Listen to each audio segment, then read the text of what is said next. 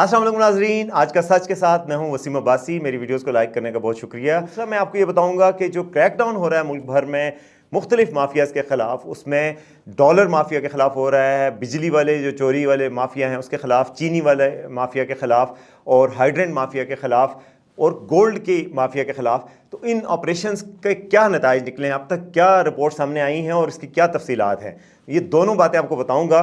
और सबसे पहले हम बात कर लेते हैं ये जो क्रैकडाउन्स हो रहे हैं पाकिस्तान में। आपको पता है कि चंद दिन कबल आर्मी चीफ ने लाहौर में और कराची में बिजनेसमैनों से मुलाकात की थी, उनको एतमाद में लिया था कि माशी हालात को बेहतर करने के लिए क्या इकदाम लिए जाएंगे।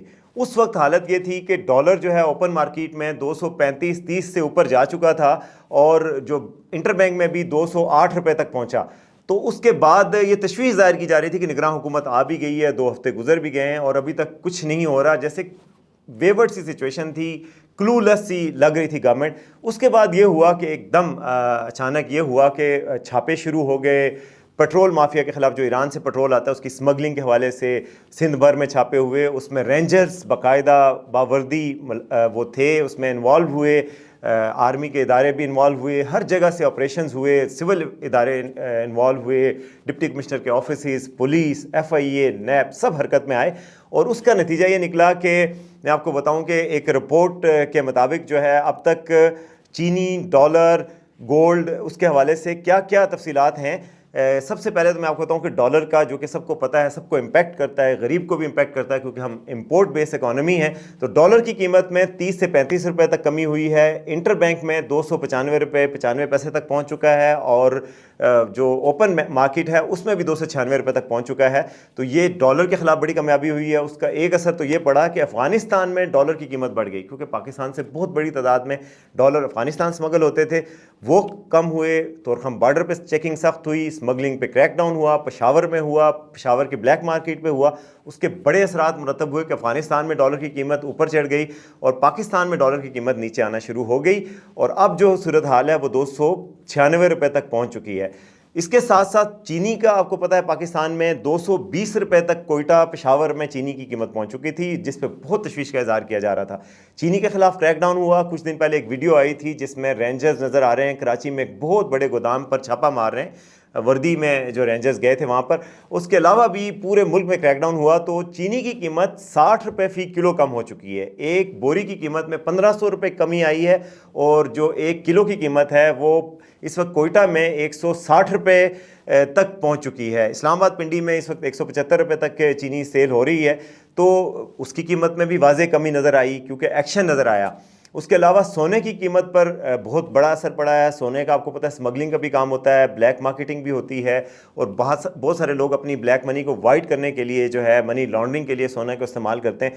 तो सोने की मार्केट में गोल्ड माफिया पर जब क्रैकडाउन हुआ तो उसके भी बहुत बड़े असरात मुरतब हुए हैं। गो कि उस हवाले से अब जो गोल्ड बेचने वाले जो सोने के ताजिर हैं, ख़ासतौर पर कराची में, वो तशवीश का भी कुछ इजहार कर रहे हैं। लेकिन उसका इमीडिएट असर ये पड़ा कि सोने की फ़ी तोला कीमत 30 से 35 हज़ार रुपये कम हो गई।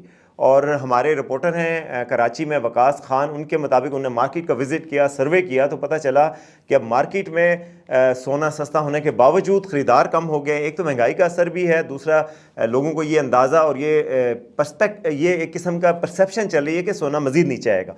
तो अब पता नहीं कितना नीचे आएगा, अभी तक ये वाज़े नहीं हो सका। लेकिन सोने की कीमतों में कमी हुई है और ख़रीदारी में भी कमी हुई है। हालांकि शादियों का सीज़न है, आपको पता है, लोग अपने बच्चों के लिए, अपनी बच्चियों के लिए और फैमिली के अफराद के लिए, अपनी बहनों के लिए जो शादी के दौरान ख़रीदते हैं सोना, उसके बावजूद भी सोने के ख़रीदार मार्केट में बहुत कम नज़र आ रहे हैं। सोने की कीमत में कमी हुई है। हाइड्रेंट माफिया के खिलाफ ऑपरेशन हुआ है। तो ये एक लार्ज स्केल, एक किस्म के ऑपरेशंस का सीज़न चल रहा है। इसमें बहुत ज़्यादा ऑपरेशंस हो रहे हैं और उसके कुछ नताइज भी सामने आ रहे हैं। ताहम मैं आपको बताऊं कि इसमें एक बात यह है कि ये ऑपरेशन कितने सस्टेनेबल होंगे, जाहिर है कब तक आखिर आप पूरी सब इदारों को इस पे लगाए रखेंगे और बाकी काम कौन करेगा अगर यही काम करेंगे। और दूसरी बात यह है कि ये अगर आर्जी तौर पे कुछ माफियाज, कुछ होल्डर्स जो होते हैं, ज़ख़ीरा अंदोज़ लोग छुप जाते हैं, अपने सरगर्मियाँ रोक देते हैं, ये चीज़ सस्टेनेबल कितनी होगी, कितनी लॉन्ग लास्टिंग होगी, इस्तेहकाम कितना होगा, ये बात अभी देखना होगा। और ये चैलेंज होगा इदारों के लिए भी, हुकूमत के सिविलियन इदारों के लिए भी। मेरे ख्याल में جو ہماری وزیر خزانہ ہیں وہ اور جو سول انتظامیہ ہے، جو وزراء ہیں اور جو سول پوری مشینری ہے، وہ آخر کیا کرے گی؟ وہ ان کو چاہیے کہ وہ اس سے سبق لیں اور آئندہ کے لیے کوشش کریں. بجلی کے خلاف جو آپریشن ہوا، بجلی کا جو چوری ہے اس کو روکنے کے لیے، آپ کو بتاؤں کہ اس میں تقریباً 1100 افراد کو اب تک گرفتار کیا جا چکا ہے. 4 ارب کے قریب ریکوری ہوئی ہے جو بجلی چوروں سے.